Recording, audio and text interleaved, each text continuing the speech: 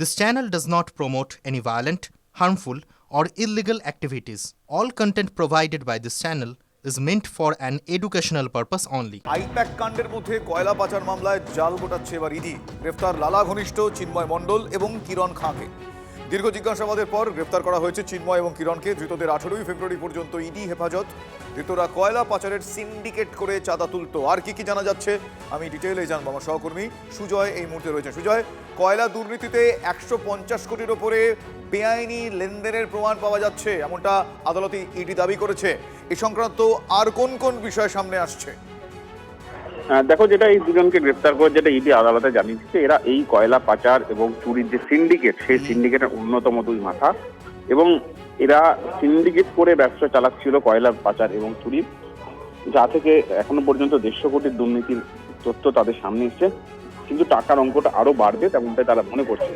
তার কারণ ইডির যুক্তি যে শুধু এই দুজন নয়, গোটা আসানসোল, দুর্গাপুর এবং তথা রাজ্যের পশ্চিমাঞ্চলের জেলাগুলি জুড়ে যে বৃহত্তর সিন্ডিকেট, তার সঙ্গে আরো অনেক রকম কয়লা পাচার এবং ব্যবসায়ী যুক্ত রয়েছে, যাদের সঙ্গে প্রভাবশালীদের যোগাযোগ থাকতে পারে বলে তাদের আশঙ্কা। সুতরাং তদন্ত যত এগোবে সেই পথে তাদের তদন্ত এগিয়ে নিয়ে যাওয়া হবে, এবং এই দুজনকে গ্রেফতার করে তদন্ত তারা সেই দিকেই নিয়ে যেতে চাইছে যে কাদের মধ্যে কাদের অঙ্গুলি হেলনে এই লালা সিন্ডিকেটের পরে আবার নতুন কায়দা, নতুন সিন্ডিকেট গড়ে উঠছিল, কিভাবে এই চক্রটা চলতো। তার কারণ ইতিমধ্যেই পুলিশের যোগ এই তদন্তে উঠে এসছে, কিন্তু পুলিশের একেবারে সর্বোচ্চ স্তর অব্দি কোনো যোগাযোগ রয়েছে কিনা, কারণ প্রশাসনের নজরের সামনে থেকে, প্রশাসনের নাকের ডগা থেকে এইভাবে কয়লা পাচার দীর্ঘদিন ধরে হচ্ছে, তারপরেও কেন এই সিন্ডিকেট অ্যাক্টিভ ছিল, এই বিষয়গুলি তারা যাচাই করে দেখতে যায়, এবং এই যে দুর্নীতির টাকায় কারা কারা লাভবান হয়েছে সেটাও খুঁজে বের করতে যায় এনফোর্সমেন্ট ডিরেক্টরেট।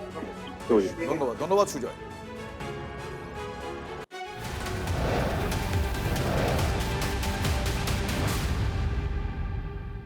অন্যদিকে সুপ্রিম কোর্টে আবারও পিছিয়ে গেল আইপ্যাক মামলার শুনানি। অসুস্থ রাজ্যের আইনজীবী কপিল সিব্বল। 18 তারিখ পরবর্তী শুনানি রয়েছে। সিব্বলের অসুস্থতার কারণে শুনানির স্থগিতের আর্জি জানানো হয়। আপত্তি করেননি সলিসিটর জেনারেল তুষার মেহতা। 18 ফেব্রুয়ারি পরবর্তী শুনানির দিন ধার্য করেন বিচারপতি প্রশান্ত কুমার মিশ্রর বেঞ্চ। আগে ইডির আইনজীবী সময় চাওয়ায় এর আগেও পিছিয়ে যায় হিয়ারিং।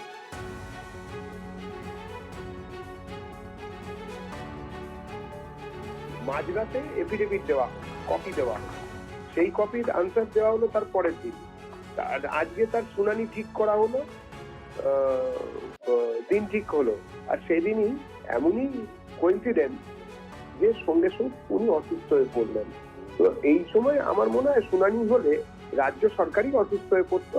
যারা এই ব্যাপারে ব্যবস্থা নিতে দৌড়েছেন, যারা পিঠ বসাতে গেছেন, যারা মনে করেন যে ল্যাপটপ আর সবুজ ফাইল হাতিয়ে নিয়ে আসাটা মোটেই খারাপ কাজ হয়নি, তারা অসুস্থ হয়ে পড়তো। সেই জন্য বোধহয় এখন সবাই অসুস্থ হয়ে পড়েছেন। এইটাই তো ব্যাপার, অন্য কিছুর গন্ধটন্ধ পাওয়ার ব্যাপার নয়। মানুষ বুঝতে পারছে যে আসলে কি হচ্ছে, কোন জিনিসকে ঢাকা দেওয়ার জন্য কি, কাকে চাপা দেওয়ার জন্য কি চলছে। এইসব মিথ্যে কথার অবতারণা করে কোনো লাভ আছে?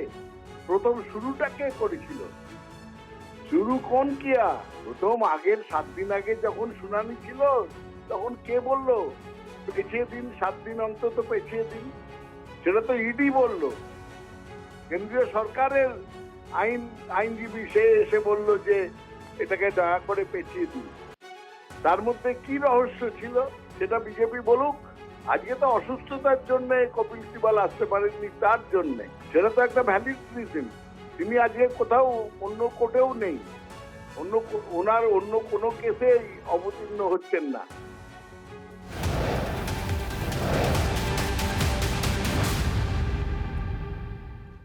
শিলিগুড়ির নকশালবাড়ি, সেখানে এক তৃণমূল কংগ্রেস নেতার তাণ্ডব দেখতে পাওয়া গিয়েছে। তিনি দোকান ভাঙচুর চালাচ্ছেন, আর এই ভিডিও ভাইরাল হতেই নকশালবাড়িতে তুমুল শোরগোল পড়ে গিয়েছে। ধারে সিগারেট দিতে রাজি না হওয়ায় আক্রোশে তাণ্ডবের অভিযোগ। দেখুন সেই ছবি।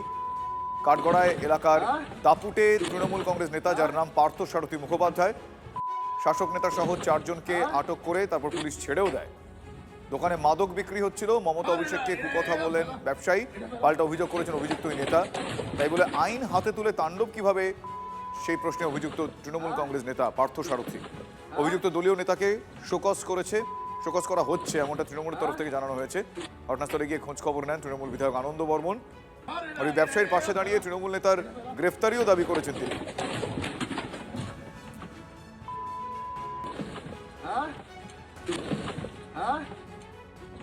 আপনি আটকানোর চেষ্টা করেননি? না, আপনি দেখছিলেন দাঁড়িয়ে, কেন আটকাননি কেন? আমি পারবো না তাই আটকায়নি। তা ভাঙচুর করে কি বলা হলো? অশ্রাব্য ভাষায় গালিগালাজ করা হচ্ছিল। আমি তখন ওইসব বলতে পারবো না, ওইসব শোনার ইয়ে ছিল না আমার। পুলিশে অভিযোগ জানিয়েছেন? হ্যাঁ, পুলিশ জানাতে কি চেয়েছিল আপনার কাছে? সিগারেট বাকি চেয়েছিল, আমি বাকি দেইনি, ব্যাস এই নিয়ে। ওই নেতা সোশ্যাল মিডিয়ায় অভিযোগ করেছেন আপনি নাকি মদ এবং গাঁজা বিক্রি করেন। সেটা এখন প্রশাসন দেখবে। ভয় তো কাজ করছে, কেন? কেননা উনি যেভাবে দোকানে গিয়ে ভাঙচুরটা করেছে, বাই চান্স যদি আমার হাজবেন্ডকে যদি অ্যাটাক করতো তাহলে তো আজকে উনি হাসপাতালে থাকতো। হাজবেন্ড কি মদ গাঁজা এগুলো বিক্রি না করেন? না না, ওই নেতা যে বলছেন। এটা সম্পূর্ণ মিথ্যে কথা বলছে, ফাঁসিয়ে দেওয়ার চেষ্টা করা হচ্ছে। থানার সামনেই তো আমার হাজবেন্ডের দোকান, বেশি একটা দূর না, থানার সামনে আমার হাজবেন্ডের দোকান। যদি সেরকম কোনো ঘটনা ঘটতো তাহলে এতদিন তো আমার হাজবেন্ডকে তো যে হ্যাঁ পুলিশের নজরে পড়ে যেত। গত 6 তারিখ রাতের ঘটনা, কার্যত নকশালবাড়ির দোকানে তাণ্ডব চালালেন এক তৃণমূল নেতা। ধারে বাকিতে সামান্য কিছু সামগ্রী চেয়েছিলেন ওই নেতা। ইনি সেই তপনবাবু যার দোকানে হামলা চালানো হয়। তিনি বাকিতে জিনিস দিতে অস্বীকার করেন, তারপরেই সেই দোকানে ঢুকে অশ্রাব্য ভাষায় গালিগালাজ এবং একই সঙ্গে দোকানে ভাঙচুর চালানো হয়। ঘটনার পর পুলিশ এসেছিল, যদিও অভিযুক্তদের থানায় নিয়ে যাওয়ার পর শাসক নেতৃত্বের চাপে রাতেই প্রত্যেক অভিযুক্তকে পুলিশ ছেড়ে দেয়। ওই অভিযুক্ত নেতা বলছেন ওই এলাকায় মদ এবং গাঁজা বিক্রি করতেন এই ব্যক্তি, যে কারণেই সেদিন বাংলার মানুষের স্বার্থে, নকশালবাড়ির আইন শৃঙ্খলার স্বার্থে তিনি দোকানে ঢুকে নীতি পুলিশের ভূমিকা নেন এবং দোকান ভাঙচুর করেন। ভোটের মুখে গোটা ঘটনায় অস্বস্তিতে শাসক নেতৃত্ব। তড়িঘড়ি ওই অভিযুক্ত নেতাকে শোকজ এবং সাসপেন্ড করার দিকে এগোচ্ছে তৃণমূল কংগ্রেস। যদিও এই তপনবাবুর অভিযোগের ভিত্তিতে ওই অভিযুক্ত নেতাদের এখনও পুলিশ গ্রেপ্তার করেনি। ক্যামেরায় দীপায়নের সঙ্গে প্রসেনজিৎ, TV9 বাংলা, নকশালবাড়ি। যেই অভিযুক্ত নেতার কথা বারবার বলা হচ্ছে, তৃণমূল কংগ্রেস নেতা পার্থসারথী, তিনি নিজে কি বলছেন এবার সেটা শোনাবো। একটা দুটো অব্দি ওর দোকান খোলা থাকে। দোকানে হয় কি, কিসের জন্য দোকানটা খোলা থাকে? আমার কাছে খবর ছিল যে ওর কাছে অবৈধ জিনিসপত্র থাকে, গাঁজা টাজা হাবি জাবি, ওর কাছে অনেক কিছু থাকে যেগুলো হচ্ছে ও বিক্রি করে মানে দোকানওয়ালা রাত্রেবেলা। এর আগেও নকশালবাড়ি থানার ওসি, আগের 2-3 বছর আগে উনি ওসি ছিলেন, শ্রী মানস দাস মহাশয়, উনি এই দোকানটা 10টার সময় বন্ধ করার জন্য বলেছিলেন। আমি সেদিন ওনার দোকানে গেছিলাম রাতের বেলা, যখন আমি ফিরি আমার প্রোগ্রামের থেকে ফেরার পরে, তখন আমি 2-4টে লোককে দেখি, যাদের দেখে আমার ঠিক মনে হলো না, কিছু একটা ব্যাপার আছে।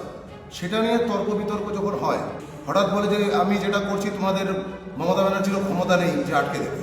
ফট করে আমাকে বলছে যে আমাদের কাছে যত পয়সা আছে তোমাদের মমতা ব্যানার্জিকে 2 সেকেন্ডের মধ্যে কিনে নেব, তোমাদের পার্টিকে কিনতে আমাদের 2 সেকেন্ড টাইম লাগবে, অভিষেক ব্যানার্জিকে কিনতে 2 সেকেন্ড টাইম লাগবে আমাদের কাছে, আমাদের যা পয়সার ক্ষমতা আছে। আমি আমার দিদির নামে শুনবো ওখানে দাঁড়িয়ে, আমি সহ্য করতে না পেরে সেই দোকানের ভিতরে ঢুকি।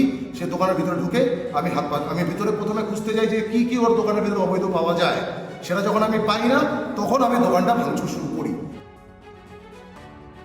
কোনোভাবে আমরা এটা মাননীয় মুখ্যমন্ত্রী আমাদের টিএমসি আমাদেরকে বলেছে, এই বরদাস্ত আমরা কোনোভাবেই করব না। একটা কথা আপনাকে বারবার বলে দিচ্ছি, এই সব জিনিস আমরা কোনোভাবে বরদাস্ত করবো না। আপনার খবর পেয়ে যাবে আজকাল। অরুণ ঘোষের এখানকার যিনি সভাধিপতি আছেন এবং তৃণমূলের জেলা কোর কমিটির যিনি মেম্বার আছেন, তিনি সশরীরে থানাতে নাকি 2বার গেছিলেন, একবার রাতের বেলা এবং তারপর সকালবেলা আরেকবার গিয়ে ছাড়িয়ে নিয়ে এসছেন এবং তার নেতৃত্বেই পুরো বিষয়টা হয়েছে। শাসক নেতারা তো স্বাভাবিকভাবে তাদের রত্ন, যে যত এই ধরনের সন্ত্রাস করবে, যে যত ধরনের গুন্ডামি করবে, তারা তাদের কাছে এক একটা রত্ন, তারা তাদের সম্পদ, তাদেরকে কী করে বড় বড় পদ দেওয়া যায় এবং তাদের কোনো আপদ বিপদ হলে কী করে সবাই মিলে ঝাঁপিয়ে পড়ে তাকে উদ্ধার করা যায়, সেই চেষ্টা তৃণমূলের সবসময় থাকে। এবং যেভাবে তৃণমূলের নেতাদের এই যে সন্ত্রাস দাদাগিরি চলছে, তাতে সাধারণ মানুষ যাবে কোথায়? সাধারণ মানুষের যাওয়ার কোথাও জায়গা নেই। ওই জন্য আগামী 26-এর নির্বাচনে এই তৃণমূল সরকারকে বিসর্জন দিতে হবে। বাংলার মানুষকে পরিত্রাণ দেওয়ার জন্য, বাংলার শাসন প্রতিষ্ঠার জন্য আমাদের